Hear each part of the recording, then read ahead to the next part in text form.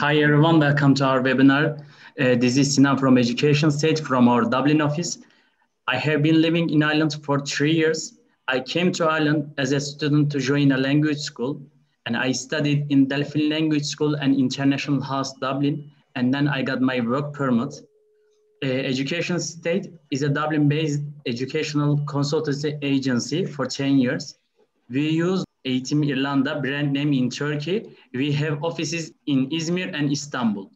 We only promote education opportunities in Ireland, and we provide free consultancy to our students. In 2019, we brought over 400 students to Ireland.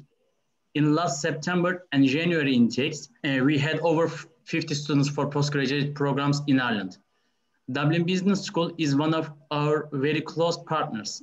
Dear Giles will be talking about the college and the postgraduate programs. I would like to inform you that the presentation will be recorded to share on our social media channels. It will take around 20 minutes, and then we will go with the questions and answers.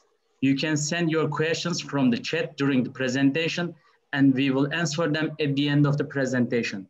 Now I am passing the microphone to Giles. Welcome, Giles. How are you? Great, Sinan, and thank you very much for this opportunity, and for all those who are joining us from Turkey and maybe in Ireland. It's important to point out that Education State are a highly trusted partner of Dublin Business School that we've been working with for a number of intakes, and have successfully helped and placed many students in Dublin Business School. So we're very grateful to Education State for all their efforts on our behalf. So I will stop sharing my screen, and then you can share your screen. Great. Yeah, allow you to share your screen. Yeah, that's great. Okay, so you can see my screen? Yes, that's right.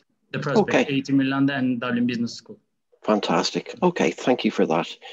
So I just want to start out by saying that Dublin Business School is part of the Kaplan, which is the global leader in education provision. We have over 1 million students worldwide, 12,000 plus employees. We are delivering courses in 28 different countries. We have over 10,000 business clients, over 1,000 educational partners.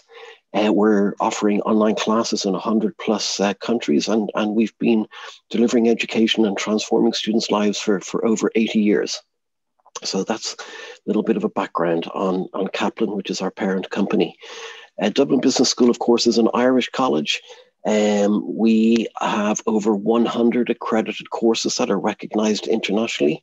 On this part of the deck, you can see our accreditations, and I suppose the one that I really want to draw your attention to, and probably our most important, certainly for international students and European students, is the Quality and QQI Award, which is in the left-hand corner here. So QQI stands for Quality and Qualifications Ireland. It's the branch of the Irish government that accredits and regulates education in Ireland. It's a globally recognized award. So whether you're a student coming from Turkey or China, South America or Africa, this award means that our courses, that your qualification will be globally recognized.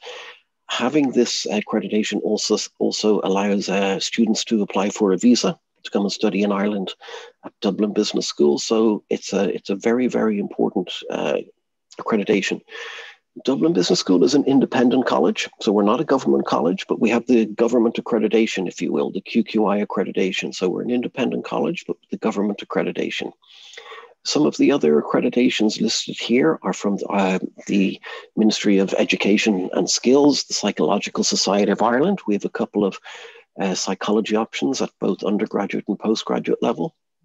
We are quite well renowned for our excellence in accounting. We have accreditation from CIMA. We're an ACCA Platinum approved partner. Our law degrees are recognized by both the Law Society and the Honourable Society of the King's Inn. We're also recognized by the Teaching Council of Ireland. So you can see we have some very valuable accreditations here. And again, the QQI one is what allows us to bring students to study with us here from overseas. At Dublin Business School, we have approximately 9,000 students, and of these 9,000, roughly 6,000 are from Ireland or the European Union. with approximately 3,000 coming from outside the EU. At the last check, we had over 70 different nationalities represented at Dublin Business School. In no particular order, some of our more popular nationalities here would be Indian, Nigerian, Malaysian, Latin American. And of course, thanks to the work we do with Education State, we also have a number of Turkish students here as well. Yeah. In terms of our standing, if you will, Ireland isn't a country that is really big on rankings, but there are a number of awards that are offered annually. And here you can see a number of the awards that we've won in recent times. So bear in mind, these awards were ran for independent and government colleges. So, you know, in the thickest of competition, including the government institutions, you can see that in recent years, we've won the award for the overall excellence in education, best college of business, best student best student experience award, and best library team. We also won a number of other awards from the In Business Editor's Choice. So hopefully this gives you, the students, some confidence in our delivery of education programs here at the college. I suppose we can't really talk about anything these days without mentioning COVID-19, unfortunately. Currently, our courses are being offered on an online basis, but once the government gives us the green light to have students back on campus, we'll of course do that in a very COVID-compliant way. We did have some students on campus last semester. Unfortunately, now we have had to go online. In terms of the education disciplines at Dublin Business School, you can see them here. So the name may be a little bit misleading in terms of Dublin Business School. When we offer studies in areas outside of business, and you know the disciplines that we have here would be arts, accounting and finance, business, counseling and psychotherapy, data analytics, film and media, ICT computing, law, management, marketing, psychology, and social studies.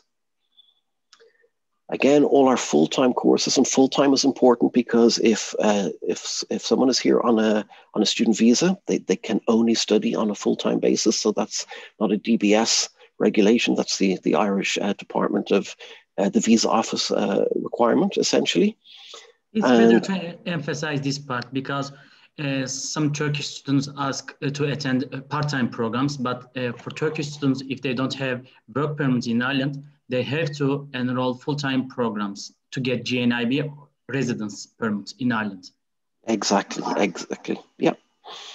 As I mentioned earlier on, we have, you know, kind of 100 programs. So it's going to be impossible to cover these in the 20 minutes or so that we have allotted. So of course, you can always check in with Education State or ourselves after the presentation. But just to start with our postgraduate masters in IT courses, you can see here we have a number of MBAs, MBA General, and then some six specializations there also.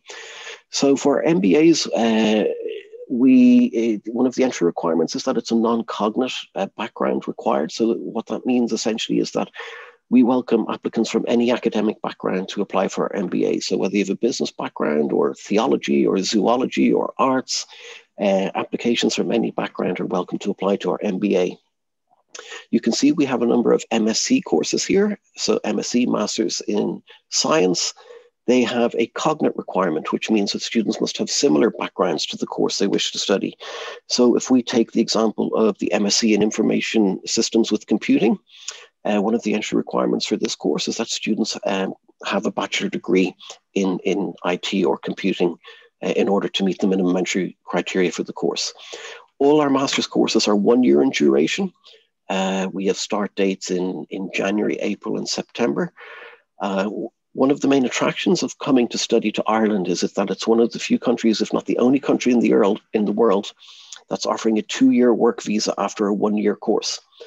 So that's given Ireland a lot of good publicity in the various markets and countries where our students come from that I already mentioned. So it's a really great opportunity to study 1 year, get a valid globally recognized accreditation, award with the accreditation, and then be entitled to a full-time 2-year stay-back visa where students can work full-time. Here we have our higher diploma courses. So these are conversion courses. So for example, If somebody doesn't have the cognate entry criteria, because they don't have, for example, an IT background, they can take one of our one-year postgraduate higher diploma conversion courses. Our arts courses are included here: addiction studies, applied psychology, psychology, film and media, and law. We have quite a lot of undergraduate courses, guys, so I won't spend too much time on this. But our BA honours degrees are 3 years in duration.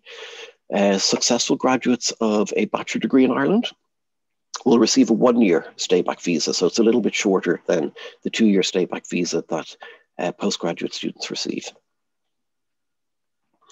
We have a number of undergraduate IT courses, Bachelors of Science in Computing, Cloud, Data Analytics, Software Development, and Web and Mobile Computing. I'm not sure how popular or well-known ACCA is as a qualification in Turkey, but it's a professional accountancy qualification. Dublin Business School actually has its origins. We're almost 50 years old, and we started off as an accountant specialist institution. The course has evolved over the years, but we've had a number of over 1,000 prize winners, both nationally and internationally, over the last 40 plus years, almost 50. We do have a number of foundation courses for students who perhaps don't have the required English language score to go directly into our undergraduate or postgraduate courses, and I'll come to those entry requirements shortly. But the pre-undergraduate and pre-master's courses are short 9-week courses for students who've already met the academic entry criteria to one of our courses, but maybe just need a little bit more study of their English language level. So these are short 9-week courses that then allow students to go on to study a bachelor or a master's course. Okay, so let's take a look at our language requirements, which we touched on already. So for our bachelor and master's courses, the required score is 6.0. And for the pre-masters or pre-undergraduate, the score is 5.5. For students already based in Ireland, they can take a free English test here at the college, but unfortunately that option is not available for students outside Ireland. So let's take a look at our fees. So the fees are listed here. You can see that our master's courses range between 12,500 and 13,500 euro. For every student that receives an offer letter to study one of our master's courses, they'll automatically receive a 1,000 euro scholarship. Our undergraduate bachelor degrees and higher diplomas are 9,850 euro. And successful applicants will receive a 500 euro scholarship upon receipt of an offer letter. Other tuition fees are listed here for the pre-programs that I mentioned, pre-masters, pre-undergraduate, and for ACCA. So they need to pay additional fee for these certificate. Can you go back 2 pages? Yeah, that one. Yeah. The first one. So when they graduate, they need to pay additional 5,800 euro for professional level paper. If they want ACCA. to take the, so if they want to study ACCA with us, that would be the fees. Oh, okay, this is the full fee, okay. Yeah, that's it. I'm just a little bit conscious of time here, guys, but here's a testimonial from one of our Mexican students, and as Sinan has already pointed out, this video will be available for view later, so if you want to take a look at this. But I suppose when students are considering where they want to study, they're of course, all students are looking for employability, and they should be considering going to study in a country that has a good economic outlook. So some statistics here that are quite positive in terms of the outlook for Ireland this year. We've got a proven track record for successful location of global companies, particularly in the IT, finance and pharma sector, and I'll show more examples of that shortly. But recently our Minister for Finance, and this is a direct quote from him, said, the current crisis is a health one and not in any way related inherently to macroeconomic imbalance at the heart of the community. All economic forecasts predict that Ireland will return to pre-COVID-19 levels in 2021. And we've seen that. Of course, there's been a slowdown, but Ireland continues to be among the top countries in the world for foreign direct investment. So Ireland by numbers, just to give for, I guess there's maybe some students in Turkey and some students in Ireland, but for maybe those students who are joining us from Turkey, it's no harm to understand and to see some of this information. For example, Ireland is home to 9 of the top 10 US tech firms, all of the top 10 pharmaceutical companies, the top 5 global software companies, 14 of the top 5 medicals, 8 of the top 10 industrial automation companies, and 8 of the top 10 financial services companies. Now, those, particularly with respect to financial services, those numbers are getting better and better, almost on a week-by-week basis, given Brexit and Ireland now being the only English-speaking country in the European Union. So every time I pick up the newspaper or listen to the news, it seems to be that there's a new financial institution picking Ireland to set up for their European headquarters. So just make it clear. So they have 2 years work permit in Ireland after their graduation, and we have that companies. So can you explain what is the advantages of having these 2 years after graduation? They can work these companies, and they of course can add these experience to their CVs, and even they would like to go back to Turkey, they will get a big advantages compared to their competitors. Exactly. And that's a good point, Sinan. And I suppose the first thing to say is that the Irish government would not necessarily be issuing 2-year stay-back visas to master's graduates if there wasn't a need for it in our economy. If our economy wasn't growing, if our economy wasn't strong, we would not be looking to attract students to eventually come and work in our economy. So the very fact that we are offering a 2-year stay-back visa demonstrates that our economy is growing and we need a skilled workforce. Actually, Ireland is the fastest growing country in the Europe. Yeah. So there's just a sample. It's a great how can I say, expenses to there for the future. I couldn't explain you well, but sure, I know, I understand. Yeah, you're 100% right. Yeah, so, and Dublin Business School, our educational offerings and our delivery is hugely practical. So when we're designing our courses, we would consult with industry, whether that's an IT company or a financial company, and we'd be asking those companies, what sort of skills are you looking for your future employees to have? So we kind of reverse engineered the design of our courses and the courses themselves from what industry is telling us. And particularly in the area of ICT, it's ever changing, it's ever moving, and we're constantly updating our portfolio of courses. We've brought some new ones online recently, like artificial intelligence, for example, which is predicted to see huge growth. And the courses are really, really practical and lead to strong employment outcomes. We do have a dedicated career service here at the college, which is a resource for students to use, meet our careers coaches and to understand how to network, how to get that first professional job. And actually, I have a couple slides on that here, so maybe I'll just go to that. Here's an example of some of the companies that are on our doorstep. Dublin Business School is located right in the heart of Dublin. If you were to take a pin and stick it in the middle of the map, you'd pretty much find us very close to there. So we're a city centre campus, which is great because students can work, study and live in the same area. They don't face long commutes to and from college and back to jobs and houses, etc. So our city centre location is a big factor in why many students choose Dublin Business School. So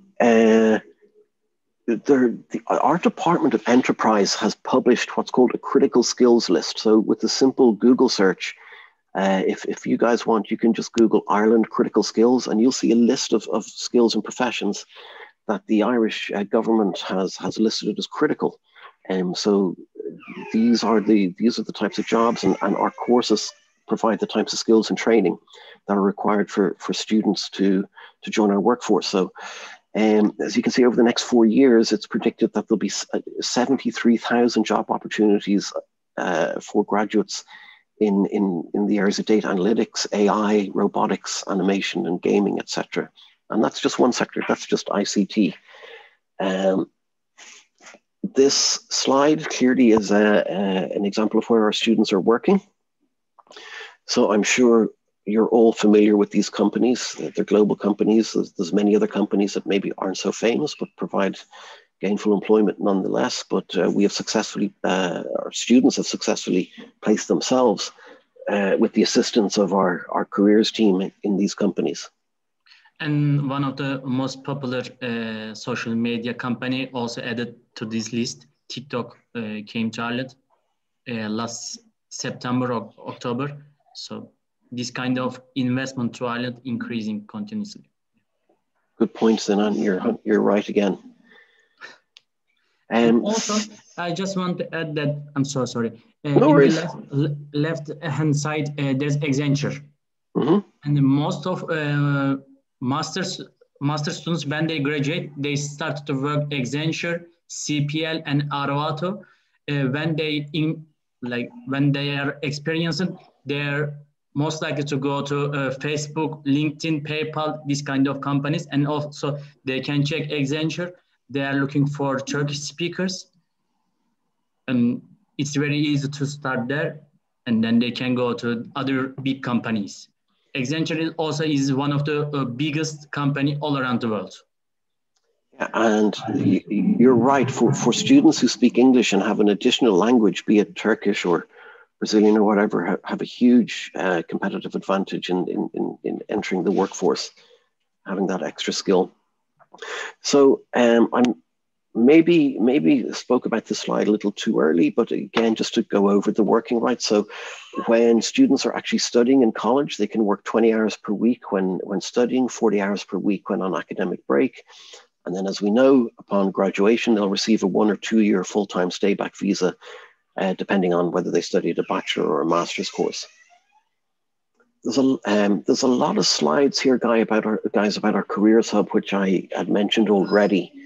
But again, this is a free service to our students. There's no additional cost. You can go and knock on these guys' doors, kind of much every day, and they'll help you polish up your CV, get your social media profile polished up as well to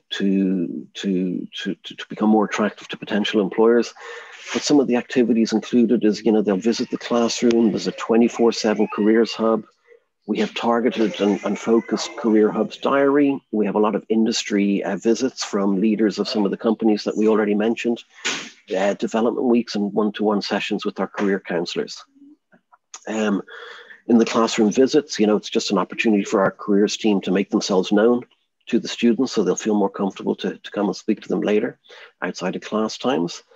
The Careers Hub has a 24/7 hub, which includes the online digital resources, career-focused content, and our careers workshops. These are really important. So let's take the example of somebody who's studying marketing. So we'll have a marketing-specific workshop for those students in a marketing major, be it at undergraduate or postgraduate level. And we'll work with them on, in semester 1, their eligibility, polishing up their LinkedIn profile, how to get the part-time job. Semester 2 will be more about networking, like how to reach out to potential employers for the kind of career job, not the part-time student job, but the full-time professional career job that students can use with their stay-back visa. An example of some of our industry visits, they might be both inbound and outbound. So these would maybe be companies and their HR team coming to our campus, or in fact us being invited to bring our students out to some of these companies' premises. So you can see there's the likes of Microsoft and IBM, Novartis, HubSpot, all these big global companies. We have a dedicated personal career development week. Obviously, we didn't have it last semester because of the pandemic, but the most recent one, you could see some of the companies that came here to meet our students on a one-to-one basis. So the Careers Hub will review student CVs, make them aware of graduate programs, what career attributes they need, and of course, interview preparation. This is a big one. A CV in Turkey might have a different style from Ireland. Some of the interviews and hiring techniques might be different country to country. They're just, different cultural intricacies, but we would certainly be able to explain how these things work in Ireland and what to look out for and how to present oneself. Again, I'm just looking at the clock, and I'm sorry, Sinan, I think I've gone over time. No, you're great. Okay. So, with 9,000 students from close to 80 different countries, Dublin Business School has all the kind of clubs and societies and activities that you would associate with any college or university. So it's important that students feel engaged outside the classroom as much as they do inside to network, make friends, and contribute. Be that in, some of our academic clubs, our sporting teams.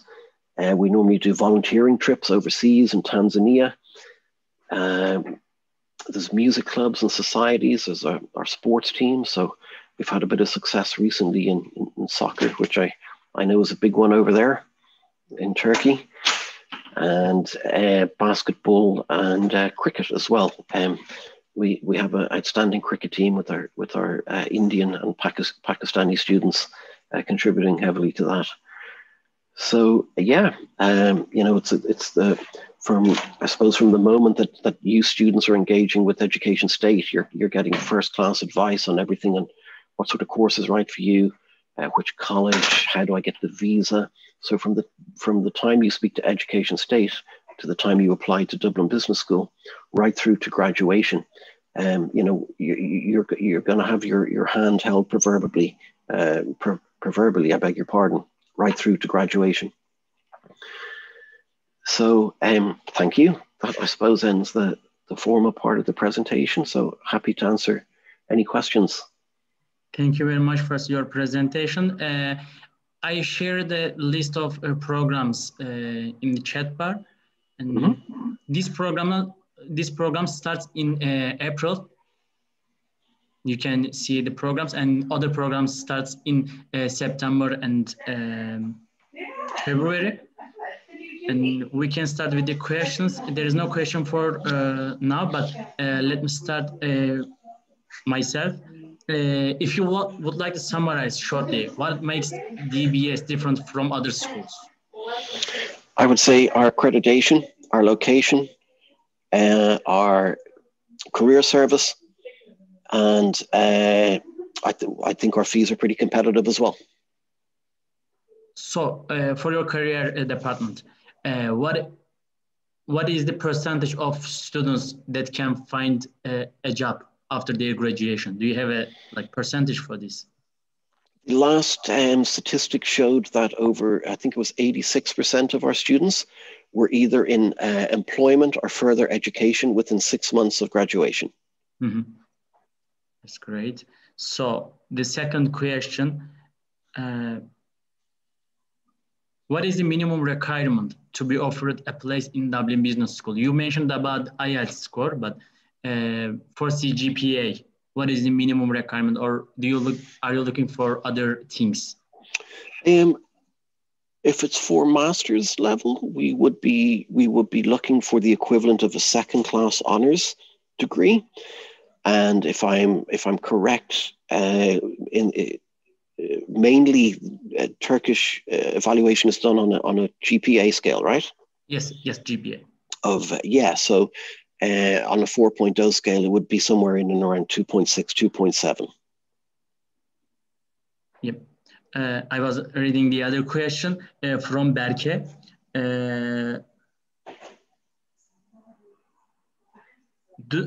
For the April intake, do the courses start online, and the participants have to be in Dublin? That's an important question. And just to be very clear, I suppose our courses are not designed to be fully online. So, for example, for the courses that started in January, some students were able to commence their studies in January, but they would have had to have been here by the end of February. So because we've moved online, it allows for a little bit more flexibility, because if it was a traditional non-pandemic year, students would have to be here 2 weeks after course commencement. So obviously students can start online, but ultimately they would have to be here in Dublin, in Ireland, to conduct the studies. And that's going to be ever more so increasingly required with the vaccines that are upon us. So the courses are not designed to be fully taken online. So if the student is in, let's say, Turkey or in an African country, can they start their courses?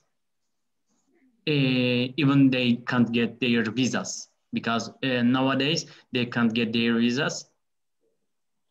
The embassy all around the world don't approve visas. So well, actually, we're still getting quite a few visa approvals for some countries. I'm not sure exactly what the status is in Ankara. You probably know more than me.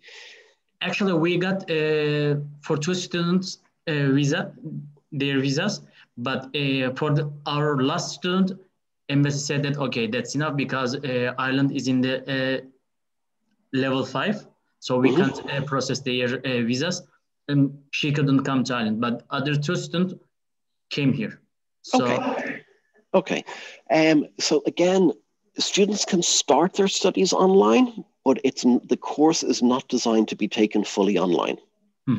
But for example, do you remember that student? She needs to stop her studies because she couldn't get her visa.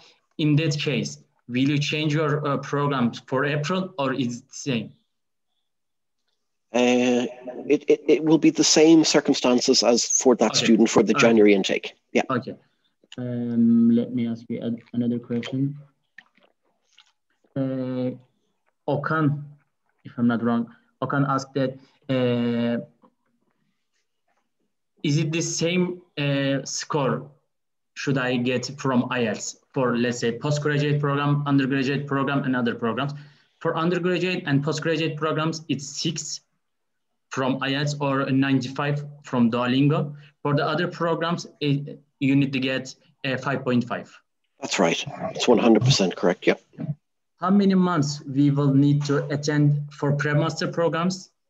And is there any internship opportunity with one of these top 10 companies that you mentioned? Okay, so the pre-masters or pre-undergraduate courses are 9 weeks in duration. So for, let's say, the student who wants to start a master's in September, but they only have IELTS 5.5, they can take the pre-master's course in July for 9 weeks and then go on to the master's course in September. Internships are not built into our courses, and we would prefer to concentrate on the students receiving the kind of full-time work opportunity after graduation. So we place a greater emphasis on that as opposed to in-program internships. Also, there are some programs, I forgot its name, management train programs in big companies. They can also check management train programs instead of internship. That would be better for them. And that's exactly the type of HR people that come to our campus from those companies to attract our students. Yeah, that's great. Belki asked that I know that embassy gives visas for the undergraduate or postgraduate students, but for now, as I mentioned, it's we are in level 5, so we are waiting to be level 3 or 4 to get the visas. Sinan, we're getting visas approved from India and Nigeria, so I'm going to talk to the senior management here, and we'll get onto the Ankara office to see why they're not issuing. Okay, we'll that will be great. That will be great. Thank you very much. So, do you have any other question, or I will continue with my question? If a student comes, so we already mentioned that. Let me check others. Which countries are the majority of your students?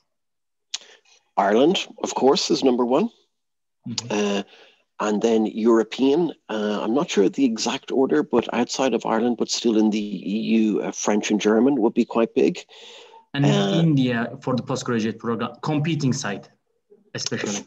If we're talking about non-EU students outside the EU, then it would be Latin America, so Brazil and Mexico, India and Malaysia. India and Malaysia. So So other question, can we provide a PTA score instead of IELTS? So we already mentioned it, but you can answer. PTE, yeah. Yes, PTE.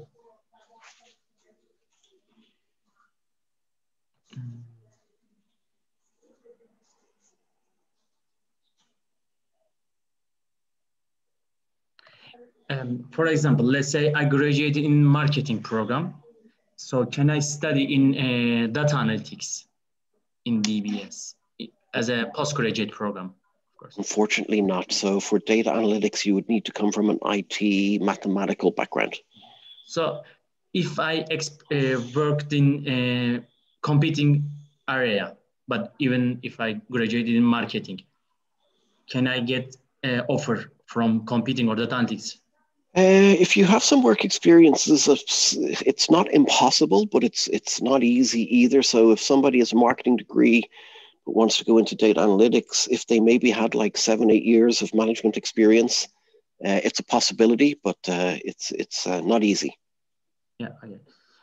Can we be a research assistant in DBS when they graduate?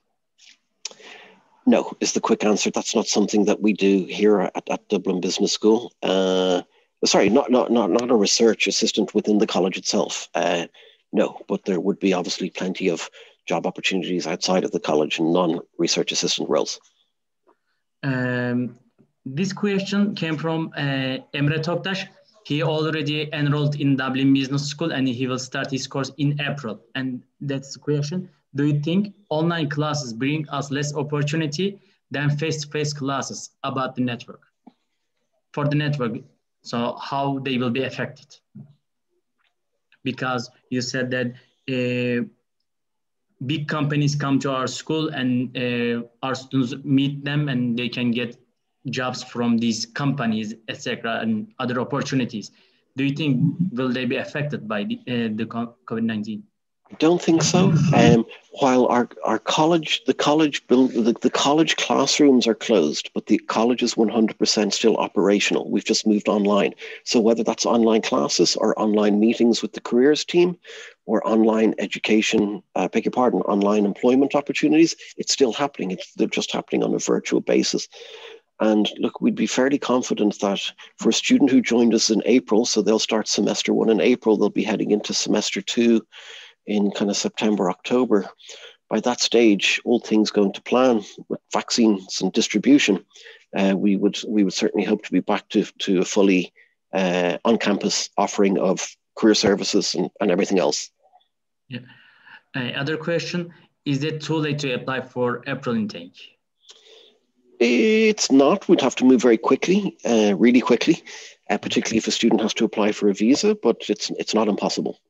And April intake will start 26th of April. Mm-hmm. Sorry.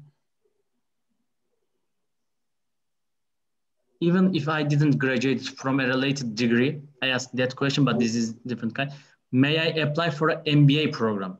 Yes, MBAs can come from any academic background. Yes. So, yeah. Oğuzhan Kısa, is there any DBS own English exam? So if they are in Ireland, they can sit your English level test, and if they get required point, they can start their programs. And also, for example, for myself, I have a 248 48 GPA score, but I would like to study data management and analysis. Will it really hard to get acceptance? By the way, I studied economics. He studied economics and he would like to apply for data analytics. It's possible because economics would have obviously a big mathematical emphasis, but so it is possible, but it's also hard to say without seeing the students' academic documents before we could give a definitive answer. But I would encourage that student to apply. And once we see the transcripts, then we'd be able to say for sure. Yep. And this is for your English level test. How often do you do this test? And is there any limitation? How many times they can sit your exam? We offer the test 3 times a week, Tuesdays, Thursdays, Fridays, and students can take it up to 3 times maximum. And also, this year, you accept Duolingo exam, and which is cheaper and easier compared to IELTS exam. Quicker to get the results too. Yeah. But Burcu, I'm not sure, are you in Ireland or in other countries? If we are here in Ireland, you can sit Dublin Business School's English test. Otherwise, you need to get Duolingo or IELTS exam. She's here, okay, that's great. So I think that's all. If you have more questions, you can text here and we can reply. Otherwise, that's all, I think. Would you like to add something? What message you can give them? Well, we've received a number of Turkish students over the last number of years, and they've really been a valuable asset to our college, to our student body, to their contribution, and we look forward to always welcome Turkish students to Dublin Business School, whether they're coming from Turkey or from abroad. You know, the education system in Turkey is strong. We value it, and we find the Turkish students to bring a great value to our student body. So from our point of view, the more the merrier. We're confident we'll deliver a very industry employment focused qualification, and we'll assist our students along the way after graduation also. That's great. So thank you very much for your time and presentation. I hope it will be helpful for them. I think that was a great presentation. So I need to say goodbye to everyone. And thank you to everyone at Education State for organizing this, and thank you to all the students who took the time to tune in and listen. And we'll keep in touch, and hopefully we'll help you as best we can should you apply.